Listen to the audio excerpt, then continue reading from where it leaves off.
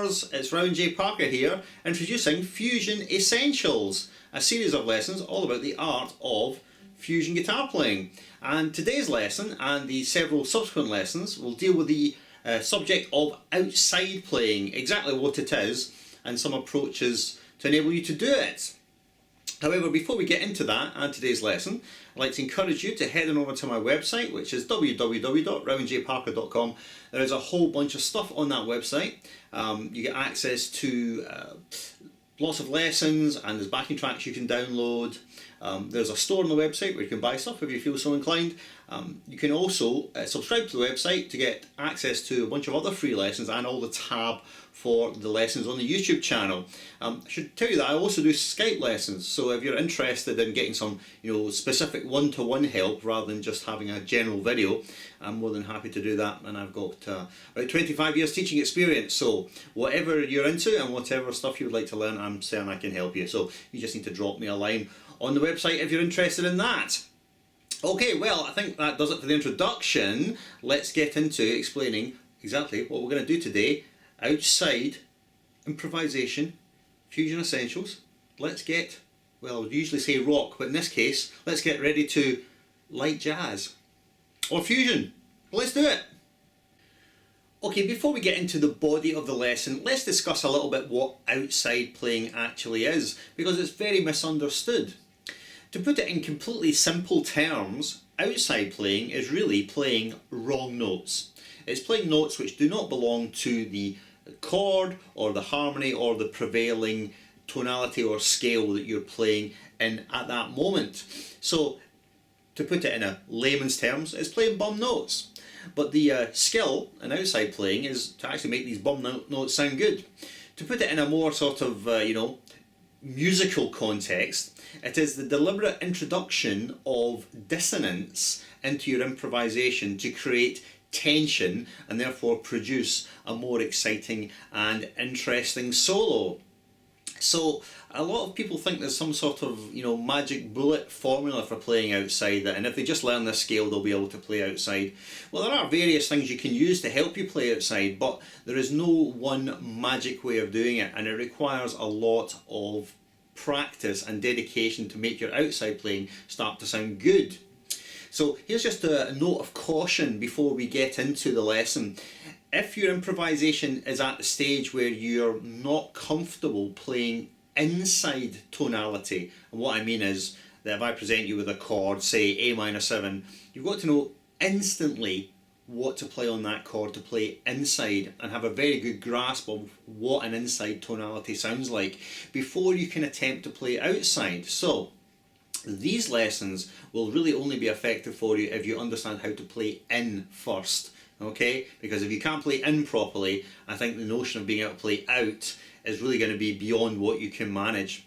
Because the reality is you can actually play all 12 semitones on any chord at any time. And if you know what you're doing, you can make any of these 12 semitones sound good. However, when you tell this to a beginning improviser, their head tends to explode because they cannot understand how you can just seemingly play anything you like. It takes an extremely experienced improviser to make that sort of approach sound good. So that's a note of caution. Learn to play in before you can play out, but let's just assume you can play in. So let's begin with looking at first idea of how to play out. Okay, let's begin.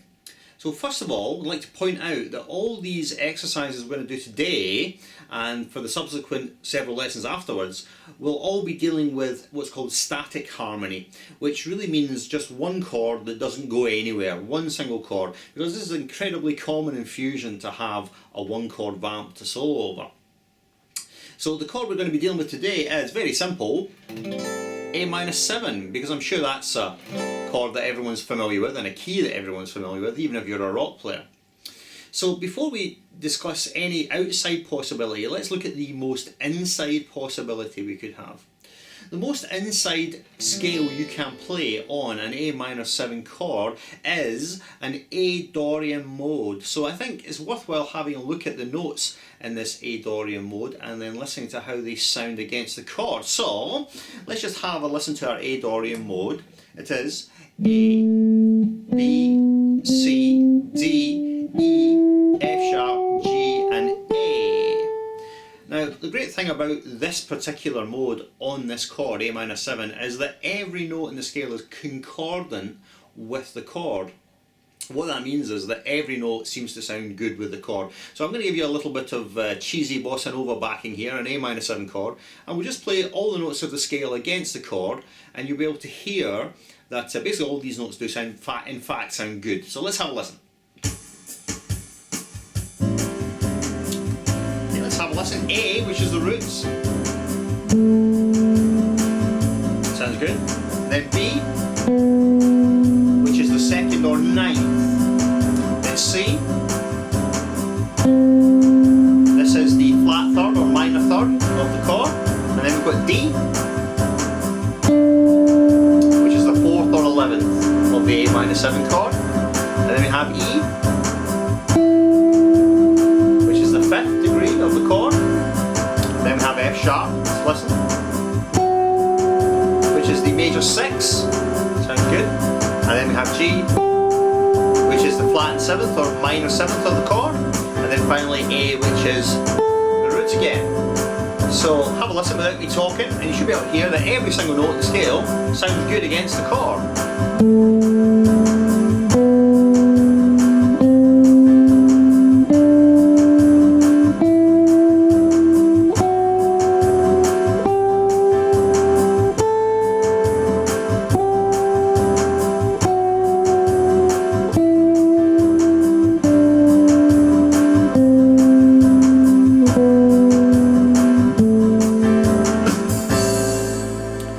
So I hope it's clear that that is very much the inside sound. So referring back to what I said in the introduction, if you don't have control over this scale, the Dorian mode on minor 7 chords, then I suggest you stop watching this video right now and go and learn the Dorian mode first, because the things we're going to show you are all going to be predicated upon an understanding of inside tonality before we can play outside. Alright, so hopefully you do in fact know what the Dorian mode is, and we can just carry on.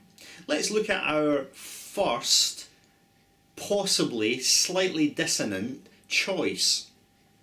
The first scale that we're going to use to introduce a bit of interest, spice, a bit of dissonance is this one. Let's have a listen.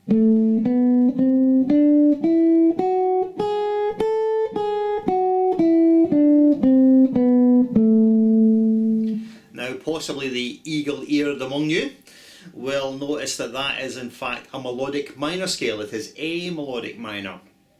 Now this will work on our A minor 7 chord. It's worthwhile comparing the two scales so we can appreciate how the melodic minor scale, A melodic minor, is different from our A Dorian scale, because that will help us to understand why it sounds different. Okay, so let's compare. So the first note is A, which is common to both scales, it is the root. And the second note B, again it's common. And then C, ditto, common. D is common again. The E note, yep, same in both scales. F sharp, yep, same in both scales. Now let's look at the next note. In the melodic minor scale it is G sharp, whereas in the Dorian mode it was G. So that's the difference. A Dorian contains a minor 7 or flat 7 interval, whereas the melodic minor scale, A melodic minor, contains G sharp, which is a major 7 or regular 7 interval. And it's this note, the G sharp, which is our slightly dissonant and out sounding note against the chord, which initially, if you're not familiar with how it sounds extremely tense, but once you get used to the way it sounds, it's actually a very, very pleasant and nice note to hear on top of your minor 7 chord. So let's play the minor 7 chord. We'll run through the A melodic minor scale and we'll just really listen to the points of consonance where things sound in, and then when we get to that 7th degree, the point of dissonance where it starts to sound a bit out. Okay, so let's listen to that.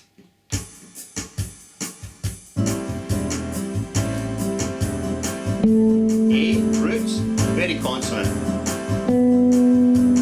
B, second or ninth, still very consonant, nice colour tone. C, minor third, it's fine, chord tone. D, 4th or 11th, nice colour tone. E, is 5th of the chord, very passive and neutral sounding note, completely concordant. sound a little bit interesting, but a very pleasant note to play on this chord. Alright, now here's a 7th, which is a dissonant note. Let's have a listen. Yeah, okay, right, listen. And then returning to A, which is the octave, which is extremely concordant again. So, referring back to what I said about it sort of being a wrong note, you know, an incorrect note. Well, technically speaking, it is an incorrect note because the chord A minor 7 contains the following notes: A, C, E, and G, whereas we're forcing the G sharp, the major 7, on top of a minor 7 interval. Now, this is what produces the dissonance, and when struck and held against the chord can be quite dissonant and could be hard to accept. But once you start hearing the playing contextualized, then it starts sounding much better. So I'm going to do a brief demonstration of playing a little bit.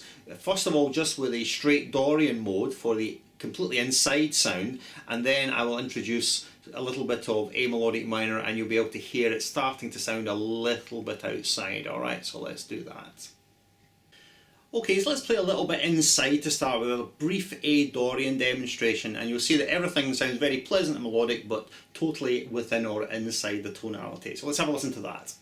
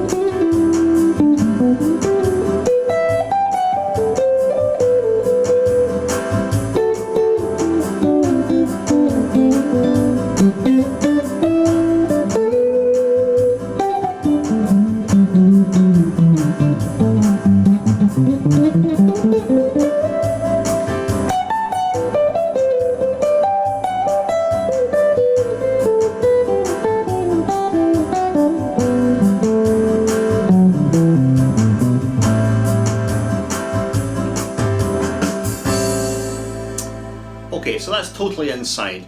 Let's now introduce our melodic minor scale, and we can listen to how the introduction of that G sharp note starts to make things sound a little bit more interesting, and of course a bit more dissonant, a bit more out. Okay, melodic minor demo coming up.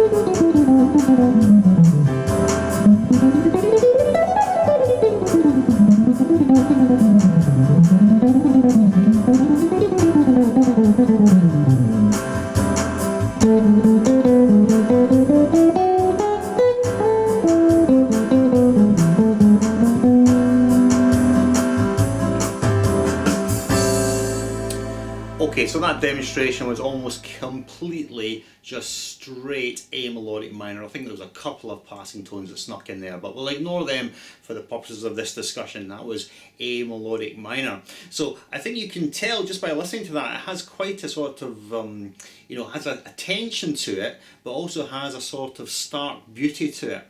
And I think in terms of the easiest option to begin developing a slightly outside sound is to go for this particular scale. So if you have a static minor chord, then the obvious choice, A Dorian, and then slightly outside choice, the melodic minor scale, A melodic minor. Alright, so let's now discuss a little bit about the harmony of the scale we've just used, melodic minor, and see what else we can sort of put in there, alright? Okay, so we found that the melodic minor scale can be quite effective in getting, a slightly more interesting and outside sound. However, there's a few things that you're going to need to do if you can't already do them. And the first thing is that you're going to have to learn how to play a melodic minor scale all over the neck of the guitar. Now, A melodic minor is A, B, C, D, E, F sharp and G sharp. So whichever fingering system that you use, I will leave it for you to work on and devise a fingering system for this scale which covers the entire neck. At some point in the future I will be covering the melodic minor scale the way that I play it, the positional system I play it, and you can get that if you subscribe to my website. It will form part of the Total Fretboard Mastery series of videos which I release as a subscriber exclusive. So if you would like to get it at some point in the future, if you can't figure out how to do them yourself, then by all means subscribe to the website. If not, then you'll have to figure out the scales yourself, because you will not be able to improvise fluently across the neck if you do not know how to play the scale. So the first port of call for you is to make sure you can play this A melodic minor scale all over the neck of the guitar. Now, if we assume that you can do that, and you're comfortable with that, there's a few other things that you should know about to enable you to expand the sound of your improvisation. And that is arpeggios, because a lot of the time I'm not just playing straight scales, I'm playing intervals or intervals derived from arpeggios. So one of the important things to know is what's called the harmonized scale, the harmonized chord scale, and that gives you access to a whole bunch of arpeggios. So we're briefly going to look at the harmonized chord scale of A melodic minor. And then again, the spade work for you is to go and learn all these arpeggios, figure out how to play them, and you can incorporate all these arpeggios into your improvisation as well. Okay, so the first chord in A melodic minor is this one. It is A minor major 7. Interesting sounding chord. It's constructed of these notes A, C, E and G sharp, so that's 1, flat, 3, 5 and 7, or root, minor third, perfect fifth and major 7th. So that's the first chord. Alright, the second one is B minor 7, which seems a bit counterintuitive for the second chord of A minor key to be A minor 7, but it is, nevertheless it is. And the notes in this particular chord, we have B, D, F sharp and A, which is 1, flat 3, 5 and flat 7, or root, minor third, perfect fifth and minor 7th interval. Okay, the next chord, the third chord of the key, is C major 7 sharpened fifth, or sometimes it's called C major augmented, or sometimes it's even called C Lydian augmented. They describe it that way, a C Lydian augmented chord. What they really mean, it's a major 7th with a sharpened fifth. So the construction of this chord, we've got C, E, G sharp and B. So it's quite similar to an augmented triad in that way as well. It has an augmented sound to it, sharp 5. And the intervals, we've got 1, 3, sharp 5 and 7, or if you want the proper intervals, then it's root, major third, augmented fifth and major 7th interval. And that's chord 3, C major 7, sharp 5. The fourth chord of A melodic minor is D dominant 7, D7. Which you should know that one, it's D, F sharp, A and C, which is 1, 3, 5 and flatted 7, or root, major third, perfect fifth and minor 7th interval. The fifth chord, based on the 5th degree of the scale, which is E, also produces a dominant chord. It's E7, and the notes being E, G sharp, B and D, as I'm sure you know, which is 1, 3, 5, flat 7 again, root, major third, perfect fifth and minor 7th. Now the last two chords, built on F sharp and G sharp, are both the same sort of tonality. They are minor 7 flat 5 chords, or half diminished chords, are also known as half diminished. So the 6th degree produces F sharp half diminished, or F sharp minor 7 flat 5, which is F sharp, A, C and E, which is 1, flat 3, flat 5 and flat 7, or root, minor third, diminished fifth and minor 7th interval. We're almost there now. Chord 7, it's on G sharp. A minor 7 flat 5 once again, or half diminished, and it's exactly the same intervallic spelling, so I don't think I'll bother giving that to you. I'm sure you could figure it out. 1, flat 3, flat 5, flat 7 for that one. Okay, so that's a lot of information all crammed into a short period of time. What you need to do is you need to go and learn how to play these arpeggios as well. So you see, when I say learn to play outside, it's not just a magic formula of, alright, I use a scale and then everything will be fine. You have to learn how to play the scales and the arpeggios on the instrument to be able to then express yourself. And this is the bit that a lot of people don't really want to do. They're quite happy with the idea of, you know, learning to play outside. Oh, well, it'd be great to be able to play outside. And then when they're faced with the reality of, well, you need to learn all this stuff, then they go, oh, I don't want to do that. So you're going to have to accept there's going to have to be a fair amount of spade work, a fair amount of donkey work, and learning all the stuff in the instrument before you can start to apply it. It's a bit like a tool. It's like language, really. Vocabulary and language. Scales are the equivalents to words, really. And if you've got a very limited scale, you know, vocabulary, then your expression is obviously limited. The bigger your vocabulary is, the wider it is, the better you can express yourself, the more interesting colours and concepts you can get across to your listener. So it's paramount that you learn the scales and the arpeggios. Alright, so that's enough of the theory class and enough of me lecturing you to practice your scales. We're going to do one last demo where we just fling everything together, and I think that will conclude this first little lesson on outside playing. Alright, so let's have a listen.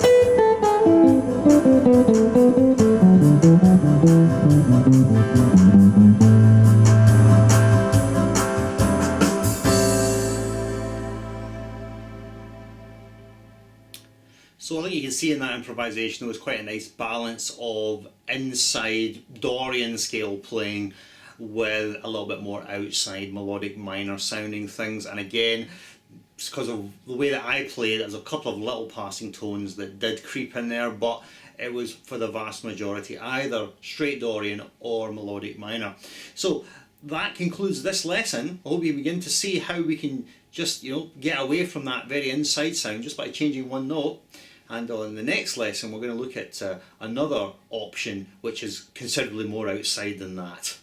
Alright, well, thanks very much for watching. It's been a blast showing this stuff. I really love this sort of guitar playing. It's probably my thing I'm drawn to most, even more than the shred stuff. So it's been a blast showing this, and I'll check you out next time for another episode of Fusion Essentials, part 2 of playing outside. So hope to see you then. Thanks very much and farewell.